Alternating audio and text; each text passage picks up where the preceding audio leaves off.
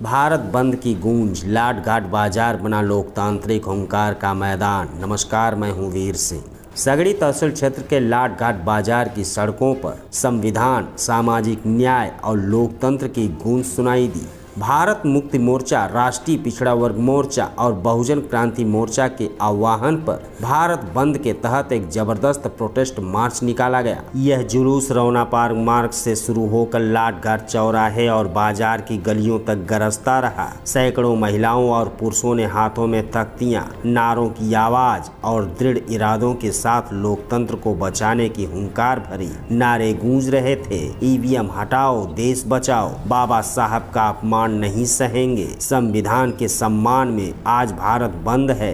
ये सिर्फ नारे नहीं थे, ये उस उबाल की आवाज थी जो वर्षों की उपेक्षा, अपमान और भेदभाव की आग से निकली थी। प्रदर्शनकारियों का गुस्सा सरकार द्वारा जाति आधारित जनगणना न कराए जाने पर था। उनका कहना था कि जब हिस्सेदारी की बात आती है तो आंकड़ों के बिना न्याय कैसे होगा, जब जातियां हैं तो गिनती क्यों नहीं। इस सवाल ने सड़कों को आंदोलित कर दिया। प्रदर्शन में एक और बड़ा मुद्दा रहा ईवीएम का। प्रदर्शनकारियों ने चुनावों में ईवीएम से हो रही धांधली को लोकतंत्र के लिए घातक बताते हुए बैलेट पेपर की वापसी की मांग की। हम बटन नहीं स्याही से वोट देंगे, यह नारा बार बार गूंजा। गृह मंत्री अमित शाह द्वारा डॉक्टर भीमराव अंबेडकर पर दिए गए कथित बयान के खिलाफ आक्रोश चरम पर था। प्रदर्शनकारियों ने पूछा, एक और बाबा साहब को भारत रत्न और दूसरी ओर अपमान, ये दोहरा चरित्र क्यों? बोध गया टेम्पल एक्ट 1949 और वक्फ संशोधन विधेयक 2025 को लेकर भी विरोध जताया गया। लोगों का आरोप था कि ये कानून धार्मिक स्वतंत्रता और अल्पसंख्यकों के अधिकारों के खिलाफ है। प्रदर्शन में यह भी आरोप लगाया गया कि आरएसएस से जुड़े लोग आदिवासी क्षेत्रों में घुसपैठ कर धार्मिक आधार पर फूट डाल रहे हैं और धर्मांतरण का झूठा आरोप लगाकर मूल निवासियों को प्रताड़ित किया जा रहा है। यूपी सरकार द्वारा स्कूल मर्जिंग के नाम पर प्राथमिक विद्यालयों को बंद करने की नीतियों का भी विरोध हुआ। प्रदर्शनकारियों ने सवाल उठाए, जब शिक्षा ही नहीं रहेगी तो विकास कैसा? लाट घाट बाजार आज सिर्फ एक बाजार नहीं बल्कि जन संवेदना की खुली अदालत बन गया था। शांतिपूर्ण मार्च के जरिए लोगों ने सत्ता तक अपनी बात पहुंचाने की कोशिश की। यह सिर्फ एक बंद नहीं बल्कि एक चेतावनी थी। हमें नजरअंदाज किया गया तो सड़कों से संसद तक गूंजेगी हमारी आवाज। भारत बंद हम लोग करने जा रहे हैं, वो पूरे देश में 625 जिलों में भारत बंद होने जा रहा है। और जो हमारे मुद्दे हैं, सबसे पहला मुद्दा हमारा ईवीएम मशीन का है, क्योंकि ईवीएम मशीन से जो है फ्री फेयर एंड ट्रांसपेरेंट चुनाव नहीं हो सकता।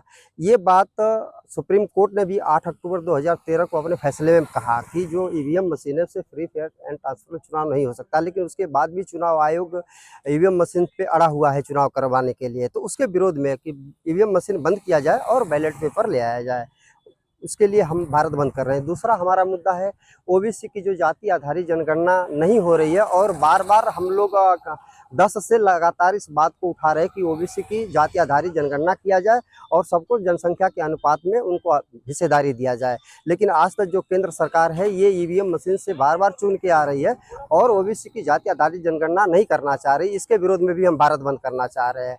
तीसरा मुद्दा हमारा है कि जो बोधि विहार जो टेम्पल है, तो उस टेम्पल पे ब्राह्मणों का कब्जा हो गया है, एक छत्र ब्राह्मणों का कब्जा हो गया है। और भारत में देखने को मिलता है कि जो मुसलमान है वो अपने मस्जिदों का रख रखाव कर रहे, जो ब्राह्मण लोग हैं वो मंदिरों का रख रखाव कर रहे, जो क्रिश्चियन लोग हैं वो चर्च का रख रखाव कर रहे। तो जो बोधि टेम्पल है उसमें जो ब्राह्मणों का 1949 का जो एक्ट बना के उसमें ब्राह्मणों को घुसाया गया है, जिससे कि हमारा जो बोधि विहार है उसमें ब्राह्मणों का एक छत्र कब्जा हुआ है, वहाँ से ब्राह्मणों को हटाया जाए। इसके लिए भी हम आंदोलन कर रहे हैं।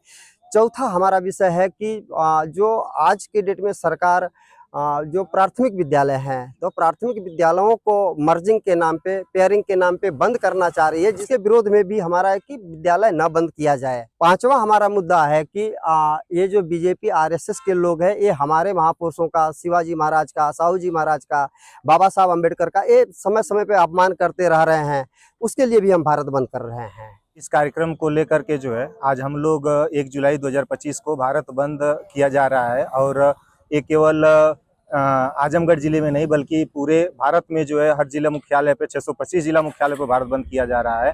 और इसमें जो है मुख्य मुद्दे, राष्ट्रीय मुद्दे रखे गए हैं। जो ये हम लोगों का संगठन है, ये लगभग 10 से 15 सालों से इन मुद्दों को जो है लेकर के जो है भारत बंद करता आ रहा है।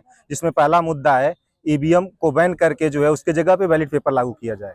और दूसरा उसमें मुद्दा है कि जो जाति आधारित जनगणना नहीं की जा रही है, तो उस जाति आधारित जनगणना की मांग को लेकर के हम लोग जो है भारत बंद कर रहे हैं।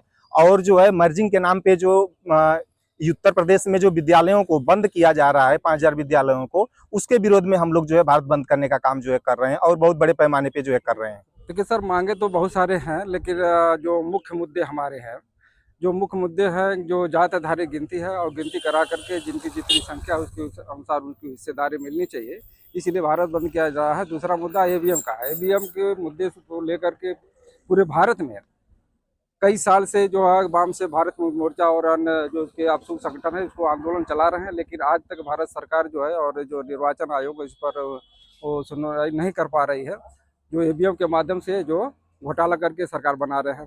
तीसरा मुद्दा है जो हमारा बौद्ध बिहार है, बौद्ध महाबिहार है, उस पर जो है कि ब्राह्मणों के द्वारा नाजायज तरीके से उस पर कब्जा किया गया है। और उस कब्जे में 1950 जैसे हमारे साथी ने बताया, 1950 का जो एक्ट है उसके माध्यम से जो है कि वहाँ 9 लोगों की कमेटी बनाई गई। 9 लोगों की कमेटी में 4 ब्राह्मण यानी 4 हिंदू और 4 बुद्धिस्ट होते हैं और एक वहाँ का जिलाधिकारी होता है। यानी जो जिलाधिकारी होता है वो भी ब्राह्मण होता है, इसलिए उनकी संख्या 5 हो जाती है और बौद्धों की संख्या 4 ही रह जाती है। इस तरह उनकी संख्या अधिक हो जाने की वजह से जो आज तक ब्राह्मणों का वहाँ नाजायज तरीके से कब्जा है।